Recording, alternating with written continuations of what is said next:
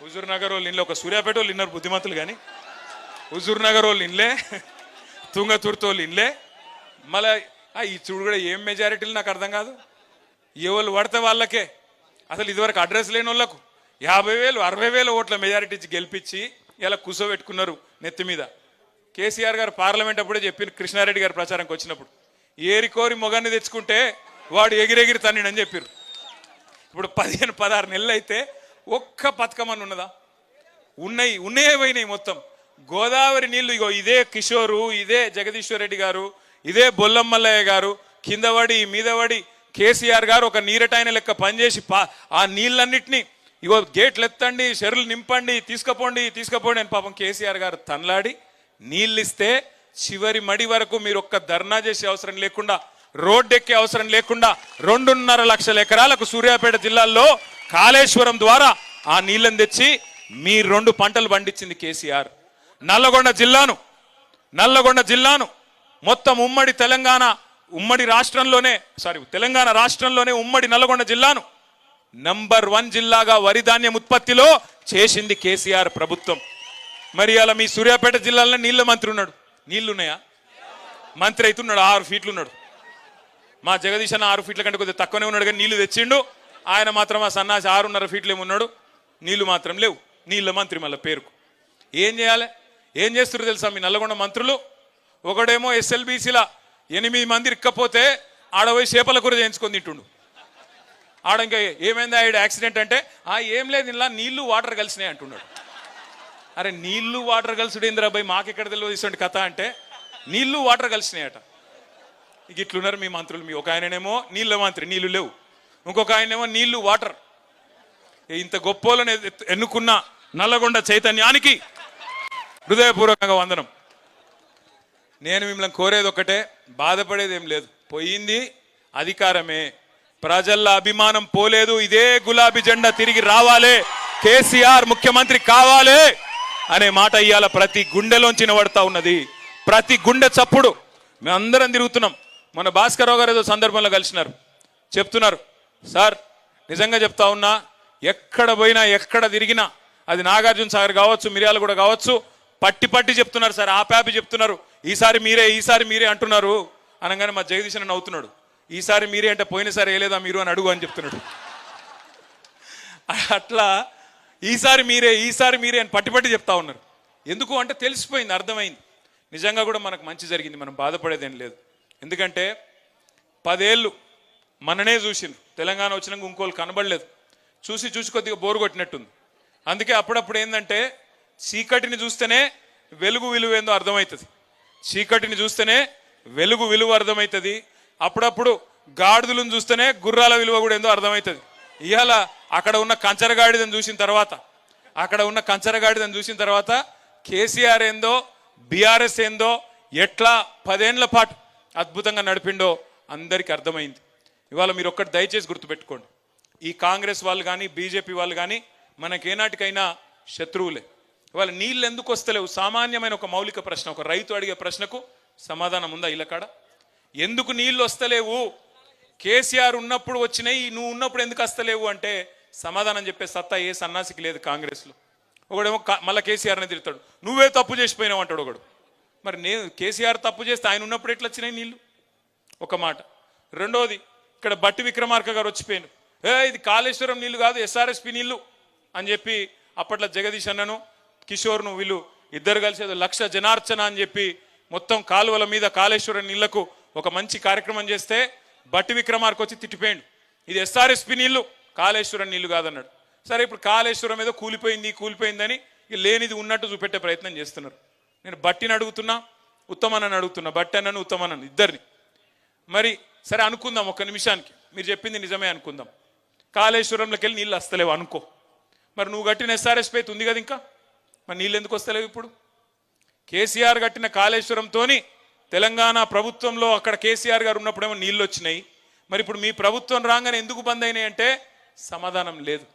వాస్తవం ఏంది అంటే కేసీఆర్ గారి మీద గుడ్డి ద్వేషంతో, కేసీఆర్ ఆనవాళ్లను ప్రజలు మర్చిపోవాలనే ఒక గుడ్డి వ్యతిరేకతతో మేడిగడ్డలో ఒక్క పిల్లర్ మీద ఒక చిన్న పర్రె పడితే దాన్ని రిపేర్ చేయకుండా 15-16 నెలల నుంచి ఎండబెట్టి అక్కడి నుంచి నీళ్లు కిందికి ఆంధ్రాకు పోతున్నా ప్రేక్షక పాత్ర వహిస్తూ ఇవాళ మొత్తం లక్షలాది ఎకరాల్లో గోదావరి పరివాహక ప్రాంతంలో మీ తుంగతుర్తిలో, మీ కోదాడలో, మీ సూర్యాపేటలో, పెన్పహాడ్లో పంటలు ఎండుతున్నాయంటే ఖచ్చితంగా ఇది కాలం తెచ్చిన కరువు కాదు, ఇది కాంగ్రెస్ తెచ్చిన కరువు. రేవంత్ రెడ్డి పాపం ఇవాళ రైతన్నకు శాపం అవుతున్నది. రేవంత్ రెడ్డికి కేసీఆర్ గారి మీద ఉన్న కోపం ఇవాళ రైతన్నకు శాపం అవుతున్నది, ఇంకోటి కాదు. ఇది గోదావరి. మరి కృష్ణలో ఏమైంది? పోయిన వానాకాలం మంచిగా నీళ్లు వర్షాలు పడ్డాయి, నీళ్లు నిండా ఉండే. శ్రీశైలంలో కానీ, నాగార్జున సాగర్లో కానీ, పైన జూరాల్లో కానీ నిండా ఉండే నీళ్లు. మరి అక్కడెందుకు ఇయ్యలేకపోతున్నారు? ఆనాడు టెయిల్ ఎండ్ దాకా ఇదే జగదీశ్వర్ రెడ్డి గారు, అదే భగత్, అదే భాస్కర్రావు గారు, ఈ మొత్తం హుజూర్ నగర్లో ఆనాడు మన సోదరులందరూ కలిసి టెయిల్ ఎండ్ గ్రామాలకు నీళ్ళు ఇయ్యలేదా? చివరి పంట దాకా, చివరి మడి దాకా తడి అందలేదా? మరి ఇవాళ ఎందుకు వస్తలేవు? ఒక్కటే కారణం, కృష్ణలో పోయినప్పుడు కేసీఆర్ గారు ఉన్నప్పుడు మనం 36% నీళ్లు వాడుకున్నాం. కానీ ఈ సన్నాసుల ప్రభుత్వం వచ్చినాక 24% నీళ్లను కూడా వాడుకునే తెలివి లేక కిందికి నీళ్లను వదిలేసి ఆంధ్ర నుంచి ఆంధ్రకెళ్ళి కిందికి సముద్రంలోకి వదిలిపెట్టిన సన్నాసి ప్రభుత్వం రేవంత్ రెడ్డి ప్రభుత్వం, కాంగ్రెస్ ప్రభుత్వం. నీళ్లు వాడుకునే తెలివి లేదు, నీటిని పొదుపు చేసుకునే తెలివి లేదు, భూగర్భ జలాలు పెంచి చెర్లను నింపి బ్రహ్మాండంగా కేసీఆర్ గారు ఏ పనైతే చేసినరో ఆ తెలివి లేదు. కానీ డైలాగులు కొట్టే తెలివి ఉంది. ఏమంటాడు ఉత్తమ్ కుమార్ రెడ్డి? ఏమంటున్నాడు విన్నారా మీరు? నిన్నమన్నా ప్రాజెక్టుల కింద పంటలు ఎండుతున్నట ప్రభుత్వం బాధ్యతనట, కానీ బోర్ల కింద పంటలు ఎండితే మాత్రం ప్రభుత్వ బాధ్యత కాదట. బోర్లు ఎందుకు ఎండిపోతున్నాయండి? మీరు చెర్లు నింపితే బోర్లు ఎండిపోవునా? మరి చెర్లు నింపే తెలివి మీకు లేదా? ప్రాజెక్టులో నీళ్లున్నప్పుడు చెరులో నీళ్లు నింపుకోవాలనే తెలివి లేదా? ఇదే కేసీఆర్ గారు ఉన్నప్పుడు ఎర్రటి ఎండల్లో చెరులు మత్తళ్ళు దుంకిన మాట వాస్తవం కాదా? కాదా? అవునా? అవునైతే మరి మీకెందుకు చేతనైతే లేదని అడగాల్సిన బాధ్యత మన మీదనే ఉన్నది. బీజేపీడు మాట్లాడాడు, బీజేపీడు ఒక్క మాట కూడా మాట్లాడాడు రేవంత్ రెడ్డికి వ్యతిరేకంగా. ఎందుకంటే మీకు తెలుసు, పైన బడాబాయ్ షోటాబాయ్, వాళ్ళు వీళ్ళు ఒకటే, బయటికేదో డామా తప్ప ఇద్దరు ఒకటే, వాళ్ళిద్దరు లక్ష్యం కూడా ఒకటే, తెలంగాణకు గొంతు ఉండొద్దు. ఎందుకంటే వాళ్ళకి తెలుసు ఈ గులాబీ జెండా తెలంగాణ ప్రజాపక్షం, వాళ్ళిద్దరూ ఢిల్లీ పక్షం. అందుకే వాళ్ళు ఏం కోరుకుంటారు?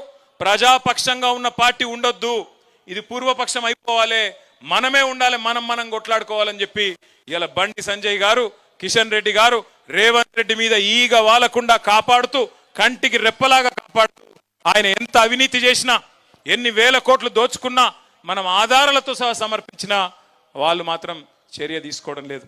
ఇదంతా మీకు ఎందుకు చెప్తున్నా అంటే సమకాలీన రాజకీయాలు. నేను సూర్యాపేటకు వచ్చి చెప్పకూడదు నిజానికి, ఎందుకంటే మీరందరూ చైతన్యవంతులు. ఒకనాడు సాయుధ పోరాటంలో నిజాంనే ఉరికించిన గడ్డ చైతన్యానికి ప్రతీక అయినది ఉమ్మడి నల్లగొండ, మీ సూర్యాపేట. మరి మనం ఇప్పుడు సందర్భం ఏంది? ఏప్రిల్ 27 మన పార్టీ 25వ ఏట అడుగు పెడుతున్న సందర్భం. అందుకే మీ జిల్లా కవి గారు హనుమంతు గారు రాసిన పాట, సుద్దాల హనుమంతు గారు, ఎట్లా బయలుదేరాల వరంగల్కి? బండెనుక బండి గట్టి, ఒక్కొక్క గ్రామం నుంచి 16 బండ్లు గట్టి, ఎవరికి ఏ సాధనం దొరికితే ఆ సాధనంలో, ఎండ కొద్దిగా ఎక్కువ ఉంటుంది, ఎండను కూడా చూసుకొని వడదెబ్బ దాకకుండా మజ్జిగ ప్యాకెట్లు కూడా పెట్టుకొని మంచిగా బ్రహ్మాండంగా తయారై ఏ సాధనం దొరికితే ఆ సాధనం. ఇప్పుడే మల్లన్న చెప్తున్నాడు పక్కకెళ్ళి, అన్న మా దగ్గరికి వెళ్ళి కొంతమంది మరి పాదయాత్రకు వస్తారంటున్నాడు. అంటే నేను అన్న కొద్దిగా జాగ్రత్త, ఎందుకంటే ఎండాకాలము, ఆయనతో వడదెబ్బ దాకితే లేని ప్రమాదం వస్తుంది, జాగ్రత్త అన్న అని చెప్పిన. రకరకాల ఆలోచనలు ఉండొచ్చు. ఉద్యమ సందర్భంలో జయేశ్వర్ రెడ్డి గారు ఇంకా మిగతా మిత్రులు చాలా మంది సైకిళ్ళ మీద వచ్చినారు వరంగల్కి, ఇంకా చాలా మంది చాలా రూపాల్లో వచ్చినారు, ఎడ్ల బండ్ల మీద, ట్రాక్టర్ల మీద. మళ్ళొక్కసారి కదం దొక్కాల్సిన సందర్భం. ఇటు కాంగ్రెస్ గుండెల్లో, అటు బీజేపీ గుండెల్లో రైళ్లు పరిగెత్తించాల్సిన సందర్భం ఏప్రిల్ 27 అనే మాట నేను మీకు గుర్తు చేస్తా ఉన్నా. ఖచ్చితంగా ఒక్కొక్కరం ఒక్కొక్క కథానాయకుడిలాగా మీ గ్రామాలలో, పట్టణంలోని మీ వార్డులలో కదం దొక్కుదాం. ఎక్కడి వాళ్ళం అక్కడ. ఒక్క సూర్యాపేట జిల్లా నుంచే మనకి, ఎందుకంటే పక్కనే మీకు వరంగల్ జిల్లా, సూర్యాపేట జిల్లా నుంచే కదం దొక్కి బయలుదేరుదాం, ముందుకు పోదాం. నాకు ఆశ్చర్యం ఏమనిపిస్తున్నది అంటే ఇవాళ సూర్యాపేట ప్రజల రెస్పాన్స్ చూస్తూ ఉంటే నిజంగా జగదీష్ అన్న అసెంబ్లీలో లేకుండా ఇక్కడ ఉండడమే మంచిదేమో అనిపించింది. ఎందుకంటే అక్కడ అసెంబ్లీలో నాకు ఆశ్చర్యం, అసలు నా పక్కనే ఉంటాడు అన్న కూర్చునేది. ఏం మాట్లాడిండు తప్పు? ఏమన్నాడు జగదీష్ రెడ్డి గారు? ఏమన్నాడు?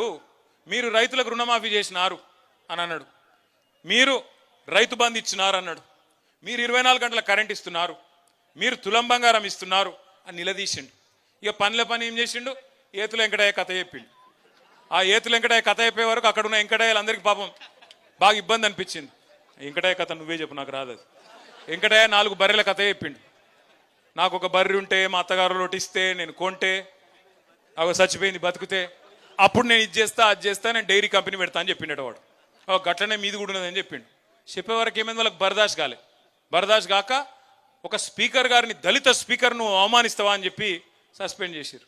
ఎంత దారుణం అంటే నేను అడుగుతున్నానండి, స్పీకర్ పదవికి దళిత స్పీకరు, గిరిజన speaker, BC speaker, OC speaker అని ఉంటుంది.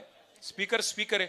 స్పీకర్ను మేము గౌరవిస్తున్నాం కాబట్టే ఏకగ్రీవంగా ప్రసాద్ కుమార్ గారు ఎన్నుకోవడంలో మనం కూడా పోటీ పెట్టకుండా సహకరించిన మా స్పీకర్ గారు అక్కడ కూర్చోవడానికి. అదేవిధంగా ఆ రోజు జగదీష్ రెడ్డి గారి మీద ఆగ్రహాన్ని వ్యక్తం చేస్తూ ఆయన సభను వాయిదా వేస్తే ఆయన ఛాంబర్లకు పోయినాం, స్పీకర్ గారి దగ్గరికి పోయి చెప్పినాం, సార్ కేసీఆర్ గారితో మాట్లాడినాం మేము, అవసరమైతే జయేశ్వర్ రెడ్డి గారు 10 ఏళ్ళు మంత్రిగా పనిచేసిన పెద్ద మనిషి అయినప్పటికీ మీరు కనుక నొచ్చుకుంటే మీరు మైక్ ఇవ్వండి, వెంటనే విచారం వ్యక్తం చేస్తాం, మేము తప్పకుండా అవసరమైతే మీరు బాధపడేది, మేము తప్పు మాట్లాడలేదు, మిమ్మల్ని అవమానించలేదు, అయినా మీరు అని ఫీల్ అయితే మేము విచారం వ్యక్తం చేసి వెనక తీసుకుంటాం, మైక్ ఇవ్వండి అని చెప్పినాం. మైక్ ఇయ్యలే. దళిత స్పీకర్ను అవమానించినందుకు జగదీశ్వర్ రెడ్డి గారిని చేసినామని చెప్పారు బయటికి. నేను ఒక్కటి గుర్తు చేస్తున్నా, రాష్ట్రంలో 143 మున్సిపాలిటీలు ఉన్నాయి, కార్పొరేషన్లు ఉన్నాయి. జనరల్ సీట్లో ఎక్కడన్నా ఏ నాయకుడన్నా ఒక దళిత మహిళను 5 ఏళ్ళు మున్సిపల్ చైర్మన్గా ఉన్న పెట్టిన నాయకుడు ఎవరైనా ఉన్నారా? ఇగో మా అన్నపూర్ణమ్మ, ఒక దళిత బిడ్డ, ఆడబిడ్డ, ఆ అమ్మాయిని ఒక జనరల్ సీట్లో అక్కడ మున్సిపల్ చైర్మన్ చేసిన జగదీశ్వర్ రెడ్డి గారట దళిత వ్యతిరేకట. ఇంతకంటే హాస్యాస్పదమైంది ఇంకోటి ఉంటుందా? కూర్చో. ఆమెను దించడానికి ప్రయత్నం చేసిన వాళ్ళట మంచోళ్ళట, కానీ ఇవాళ జగదీష్ అన్న ఎవరైతే అక్కడ కూర్చోబెట్టిండో ఆయన దళిత వ్యతిరేకట. ఇంకా ఘోరం ఏంటంటే, ఇంకా విచిత్రం, జగదీష్ అన్న ఏమన్నాడు, ఈ సభ మనందరిది అన్నాడు. నిన్న ఇంకో ఆయన మాట్లాడిండు, మజ్లిస్ ఆయన ఏమన్నాడు, ఆయన ఇది గాంధీ భవన్ లెక్క నడుపుతున్నావు అన్నాడు. మనందరిది అన్న జగదీష్ అన్నమో ఎత్తవతల వారేసిండ్రు. గాంధీ భవన్ లెక్క నడుపుతున్నావు అన్నట్టు కొనుకేమో గంటలు మైకులు ఇచ్చి బాకాలు కొట్టించుకుంటున్నారు, డబ్బా కొట్టించుకుంటున్నారు. ఇంతకంటే సిగ్గుచేటు ఉంటుందా? ఇంకోటి దమ్ము లేదా? మజ్లిస్ వాళ్ళ మీద చర్య తీసుకునే దమ్ము లేదా? ఒక బీఆర్ఎస్ వాళ్ళని మాత్రమే చేసే పరిస్థితి కానీ మిగతా వాళ్ళని ఏమనే పరిస్థితి లేదా? దయచేసి నేను మిమ్మల్ని ఆలోచించమని కోరేది ఏంటంటే, ఇలా రాష్ట్ర శాసనసభలో ఒక విచిత్రమైన సన్నివేశం. బీజేపీ కలిసిపోయింది, సిపిఐ అటే ఉంది, మజ్లిస్ అటే ఉంది, కాంగ్రెస్ అంతా ఒక దిక్కే ఉన్నది. ఇవాళ పంచ పాండవుల మాదిరిగా ఆ కౌరవ సభలో 100 మందిని ఎదుర్కొంటున్నది కేసీఆర్ సైన్యం. ఈ గులాబీ దండు మాత్రమే తెలంగాణ ప్రజల ప్రయోజనాల కోసం గొంతెత్తుతున్నది. మళ్ళీ మనమే తప్ప వాళ్ళు కానే కాదన్న మాట నేను మీకు గుర్తు చేస్తా ఉన్నాను. అందుకే ఈ సంవత్సరం మనం మహాసభ జరుపుకోబోతున్నాం. వరంగల్లో సిల్వర్ జూబ్లీ ప్రారంభానికి సూచికగా లక్షలాది మందితో బహిరంగ సభ. కోదాడ నుంచి ఎంతమంది రావాలి, సూర్యాపేట నుంచి ఎంతమంది తరలి రావాలి, తుంగతుర్తి నుంచి ఎంతమంది రావాలి, హుజూర్ నగర్ నుంచి ఎంతమంది రావాలి, అవన్నీ మళ్ళీ మీ నాయకులు మీకు వివరంగా చెప్తారు. కానీ ప్రతి గ్రామం నుంచి పార్టిసిపేషన్ ఉండాలి, ప్రతి గ్రామ శాఖ రావాలి, గ్రామ శాఖ అధ్యక్షులు, ప్రతి గ్రామం నుంచి క్రియాశీల కార్యకర్తలు ఒక్కరు కూడా ఆ రోజు ఏ పని పెట్టుకోకుండా, ఎందుకంటే ఇంతకంటే పెద్ద పని మనకు లేదు, సంవత్సరం అంతా వేరే పనులు ఉండొచ్చు, కానీ ఏప్రిల్ 27 మన పార్టీ 25వ వసంతంలో అడుగు పెడుతున్న సందర్భం, ఖచ్చితంగా గులాబీ జెండా వేసుకున్న ప్రతి బిడ్డ ఏదో ఒక వాహనం ఏది దొరికితే అది ఎక్కాలే, కదిలి వరంగల్ వైపు ప్రయాణం మొదలు పెట్టాలి. అక్కడి నుంచి పెద్దలు కేసీఆర్ గారి సందేశం విన్న తర్వాత మర్నాడో